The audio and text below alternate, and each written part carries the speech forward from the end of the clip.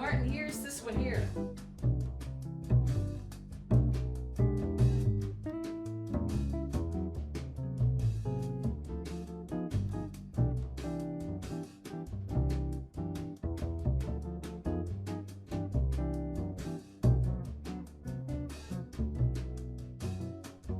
This is Young Street and Corktown and Walnut Street. And then this is some of the buildings around Maine, and then obviously the two towers there and Burlington. So does this painting have a name? Mountain View over Corktown. As you know, in these episodes, Tales of Paradise Marsh, all focused on the marsh and restoration. And here we have a kind of angel's eye view of what it means to live in a restorative nature. We're in Coote's Paradise, we're in the marshes, and so this, I see Sylvia and her work as a kind of visual, not only a visual record in history, but as a visual presentation of what's worth restoring. Well, in this one, I kept going up to the brow on Concession Street with a 22 by 30 Marsh's piece of watercolor paper. Right. And so I was like, and I would start to make little thises and that's and that, and then I'd run out of steam because I needed more information. Like you start kind of pretending that you can just draw in all these things, but you can't. So you have to go home again and come back up. And this is before your phone had a camera and all of these things. This is all just sketching. And then I just lay it on top of these stone barricades and, start going back into this area and then moving on to the next one. So I did it about 9 times. And I had some pictures as far as references, as far as color. Plus I knew the area very well. And it just kind of came about. But it was a lot of work. It's, every one of your painting has this kind of tremendous detail and depth. When did you do that in your career? Where were you in your career doing this? Well, I've been living in this neighborhood for at least 20 years, so I was living in Corktown at that time. So it was one of my earlier paintings for sure. And people really love streetscapes. And Hamilton has got a lot of rich color and nice worn out brick.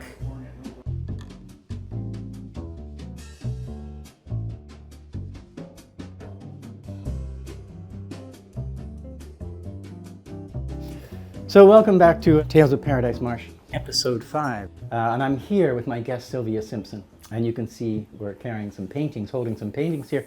And we're in her studio over on Chedoke Avenue where she's lived for many years. And her paintings, they speak for themselves, but the reason that we are speaking to Sylvia and other artists in the city is to capture those who captured nature. I can't even express what it's like to be in here seeing all of this living work. So please, thank you for coming, and let's chat about art and nature. Well, this painting here is called Moonlight Over Island with beavers passing. Oh, let me see. There's the beavers passing.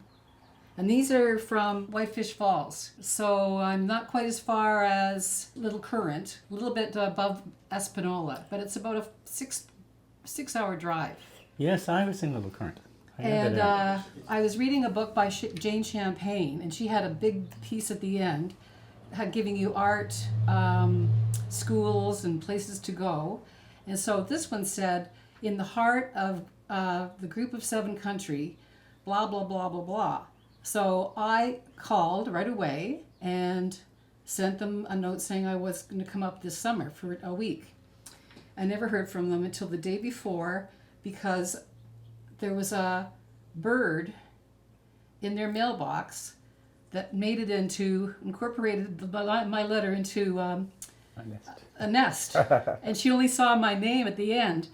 And anyway, I came up in the end. And so then I came up for pretty well every year for what, 20 years? At least. And now everyone I know, we all go up to La Cloche. And now it's not my area anymore because they have fallen in love with it. And they would go up there continually anyway. So it's just very, very fabulous. And then this is almost like like the rocks are so old. It almost has a Inuit look to it, right? It's not the kind of rock that we have. And you get sort of drunk about it when you're up there painting. Your paintings look intoxicating. Yes, well, that's how I am. I'm intoxicated. But that's a And this is more of like a meadow, just down the street, closer to the roadway. And then I use a lot of black Indian ink with sort of like a bamboo, stick. Yes. And so that gives me not too much control. That you get blobs, and you just have to say, well, that's the way it is. I like the way that it contributes, And dictates. and then my also moving things around contribute. You once said, I've got to say that this is a quote from Sylvia. She says, if I am called by a landscape, I always obey. Is that the right? I said that? You did. I always obey. Where did you come to this extraordinarily unique style? Not in the later stages, but in the early ones as you're... Well, most of them were watercolors in the beginning. And then I started taking oil painting classes at Niagara-on-the-Lake, actually, at the pump house. And I had a fabulous teacher there named Raymond Martin. And I was the only person that brought a sketch. Everybody else just downloaded things from the internet, which has no relationship to you. You haven't had any interface with it, right? Yes. So other people have written about sketching. Sketching is thinking, and once you have a sketch, you've worked out an awful lot of things that you need to do in your mind. Like, because you're sketching, your brain is always thinking. Because let's say you're doing a tree, and you've got the tree, the trunk started, and your brain goes, no, it's fatter than that. That's too thin. Go fix it. And so it's always constantly correcting you. And so by the time you do a sketch like Corktown at Night or whatever, you've had a lot of listening. You've had a lot of dialogue, which is totally missed if you just Xerox it. Yours is a deep relationship with anything That's right. And because I continually go to these areas and rocks and spaces, right. They are Teachers. Yeah, I can right away find what it is that I want to talk about. This picture, How do you come to that? How does that This picture appear? is from Newfoundland when I went with my friend who's also an artist. And we got up in the morning and had a whale watching morning. And we could hear them. It was quite foggy. We could hear their breathing holes and Yes. the swishes. They're monstrous. They're the size of this house. What is that I'm looking at? Just as a kind of the big... Well, this is the huge rock. That's one piece. And Yeah. then sort of the fog and the whiteness of the water as it Yeah. hits the rock. Some of this area just reflecting. Just the mass of it. So water and nature, watershed and landscape, and here in Hamilton, the water There's in water your... here. This is Yeah. La Cloche again. So I A think windy day in La Cloche. your love of water, your love of nature shows up in all paintings. So water here in Hamilton, this is what we're focused on in this show. You came to water, fell in love with water and landscape together, and how can we join in your loving relationship here as an artist expressed, but also as a human being? So we too have love of, might express it a different way and not have your gifts of color and sense and form. How do we take in what you... The water up in La Cloche area has been pretty well left to just be the water that it is. Yes. So it's got strength, and it's got beavers, it's got moose, it's got wonderful fish, and we don't have any kind of idea about what our water is like because it has been ruined for centuries. I get hope looking at your work to see that's worth fighting for. Mm-hmm. That's worth preserving. Well, you can see a lot of the life in the water just even from your car window when you go past Coote's Paradise. You can see the waves, you can see the greens and the blues. You can see how the people are drawn there on skates and on boats and kayaks and canoes. There was some you were part of the art on the bridge, looking That's right, from yeah. Equestrian, looking at both sides, and many people went there and painted. You were one of those. That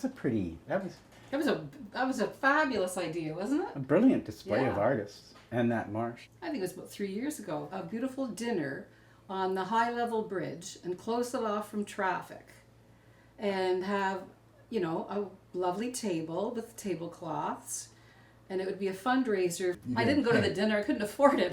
But you went But I had paintings in the area that had paintings for sale. I mean, think about the way you enter Toronto, the way you enter Mississauga, the way you enter even Guelph. We have the most beautiful entry of any place that you could ever dream of. Did you know? And it has arches and curves and water on both sides and fabulous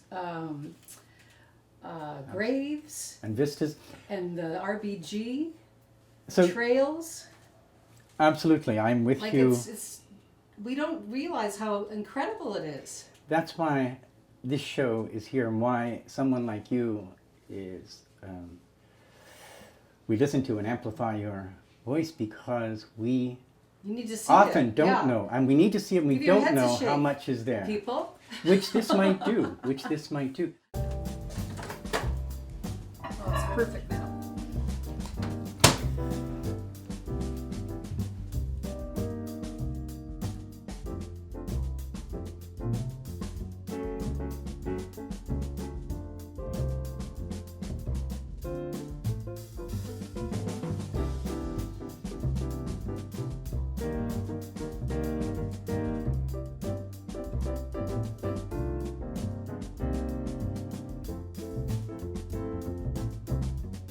So this is Breadalbane. What period of your career, the arc? I think this is probably about 10 years old, and I have a good friend that lives on Breadalbane, so took that on as a project to do Breadalbane, and that's how it turned out.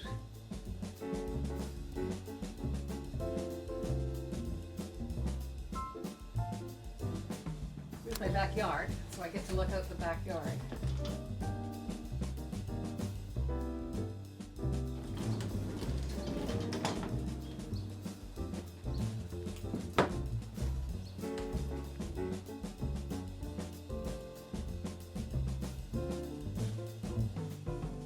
This is Hamilton all around the harbor.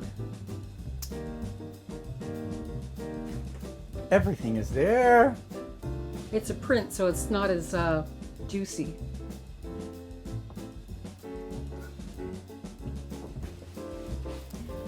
Wow. Well, this is the San Lawrence Park again, and going down Concession, and similar to what I did before. But then I have all the boats on the harbor, and then The bridge. the bridge, and farmland, and Right. there's that. Yes. What is that? Uh, Rattlesnake Point. Yes. Yeah. And then a little bit of Burlington, some of the docks, and then the bridge, and the famous boat. Of course.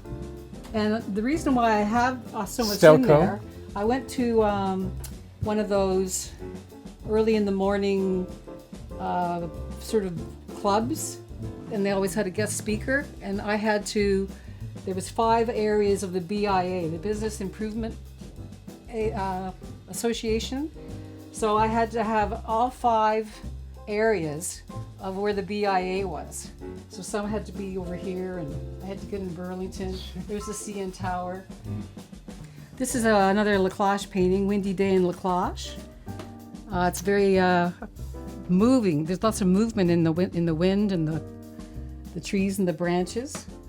That's a house that should have an address on the back. Oak Knoll. So that's someone that gave me asked me to paint their house. I had to go to North York for this lovely house, and that was a surprise for their parents. And it's turned out quite well. Yeah, this is my street. So my house, my 5 houses are here, and then these are the ones where you go up to the end, and that's where you can go down into the golf course. Jim Strucker's house. Yeah, right there. Right. Actually, I lived across the street from here, right over here, and a friend of mine is right at the corner, that passageway she's speaking about. I've been very bold too. I did a picture of Flat Avenue, all the houses on Flat. I love And then it. I sent everyone a little note. I have painted a picture of the street, and you're number 3. Let me know if you'd be interested in buying the picture. So one person actually came over with their kids and took a look at it, and they bought it. Of course, man. It's a really nice picture. Morning light on Willsville Mountain.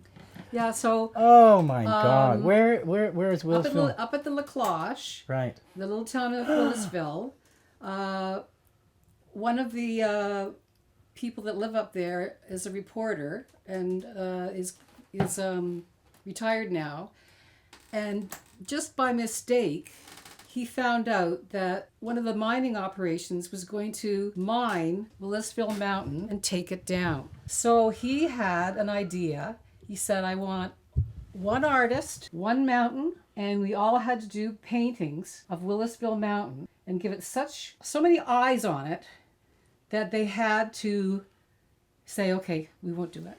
How did it make him feel, John Butler? Oh, he was so pleased. Oh, he had to be, his heart And then was... it worked out that the Willisville Mountain, they didn't do it. This is the work of beginning. That is the work of ending. Look at that.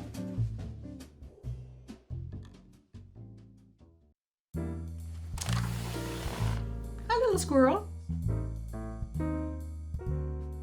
I remember when you had a gallery in Westdale that you just had windows full of these paintings, large and small. I had a lovely store in Joe Gravina's hair studio. He's on the 2nd floor. And so I had a store called Sylvia Simpson's Creative Works. And I had it for 10 years. My grandfather owned a store, and I think, I had in my family people that were store merchants. So I really enjoyed having a store, and it was just like having my own living room. Like people would come in and talk to me, and we'd have these incredible conversations. And I did art lessons. For 30 years, you were in communications, teaching public relations, teaching communications, speech, creative writing, business writing. Paintings emerge after 30 years. You quit teaching writing. But I was the artist at Mohawk College. I did a picture of the strike that was given away to all kinds of people that came and talked at Mohawk College. They got a print of the strike line in front of, the library on Fennel. The union guy, the leader, came over and said, I'd like to buy that painting. I said, well, I already promised it to someone else. Oh, I'll just tell you, let's just debate it. Let's just, I'm a union guy. Like, he just said, I'll pay you more. Like, he was just ready to just make sure that he got it. Wow. So it was really interesting. So this picture here is me standing on a rock, probably sitting on a rock, that towards the middle, towards the highest point, Yes. I'm actually looking down.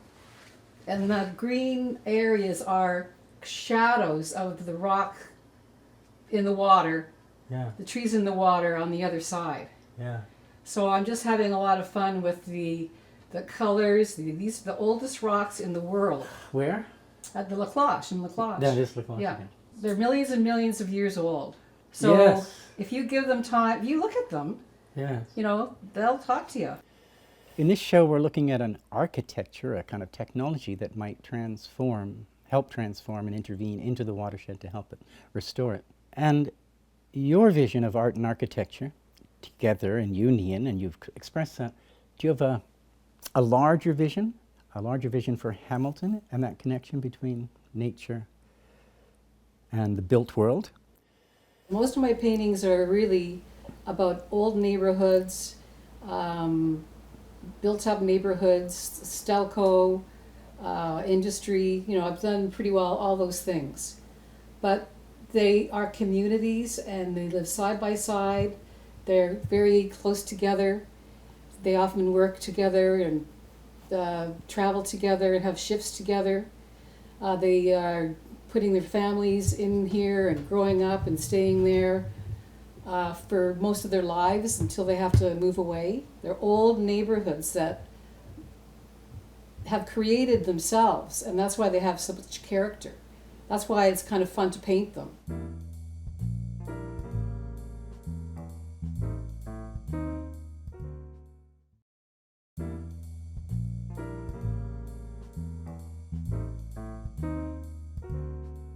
In this one here, of a subdivision, you can sort of see how we were talking about sprawl quite a bit.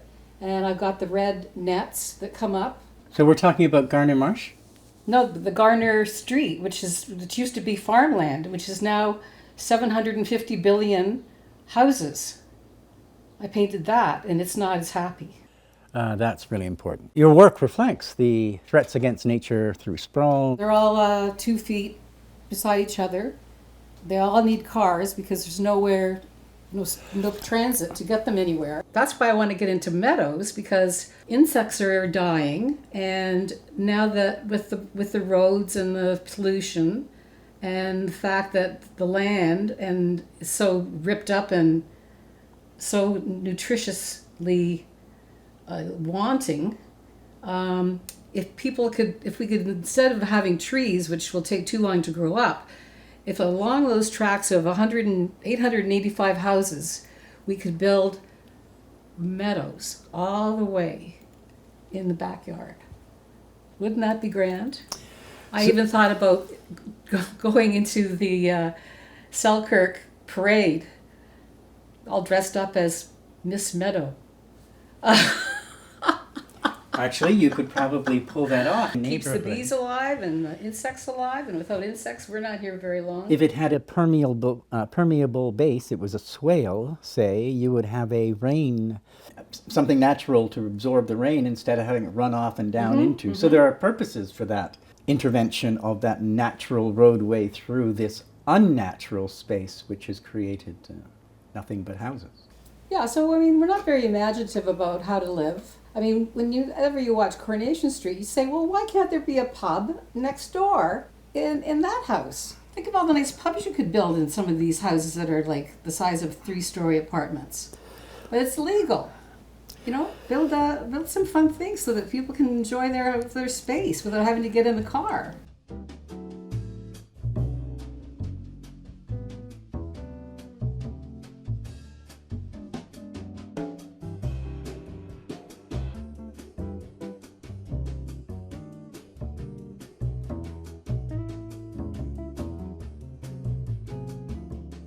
So Sandy Oasiak, who founded the Southwest Hamilton Art Tour with me, and Jude Johnson, and Judy Anderson, who's also an artist that lives down the street, we decided that we would put together a group show.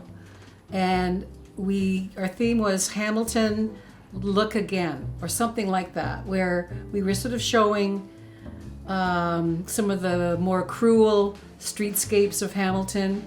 For example, by the McMaster Innovation Park, the leftover part of, that demolition crap piece. It's been there for 100 years. Yes. And then I showed sprawl and was able to put these terrible looking pictures that you drive by all the time. 100,000 people a day. The truth that's sitting out there in plain sight, but we don't see. Yeah. And that was at the Carnegie Gallery. This painting is at the back of the Conservatory of the Arts in Hamilton, and you have a show there. And I wonder if you tell us about the show, how people can get there, when it's on, and how they can get your work. The show is on until the end of April. Two other artists have made beautiful work of flowers and tiny paintings made from soil that they created these wonderful colors from. And so that in itself is a big deal.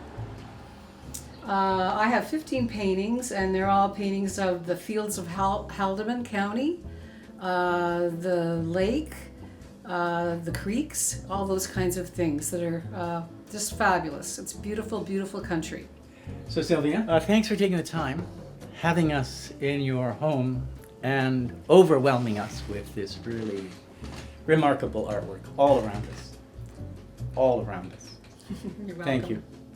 Those colors, the way they weave together, and there's a magic in, there's something, it's more than the sum of its parts. It is the sum of it. I don't even know it. Yep, it's the gold. How do you, I don't even, it's,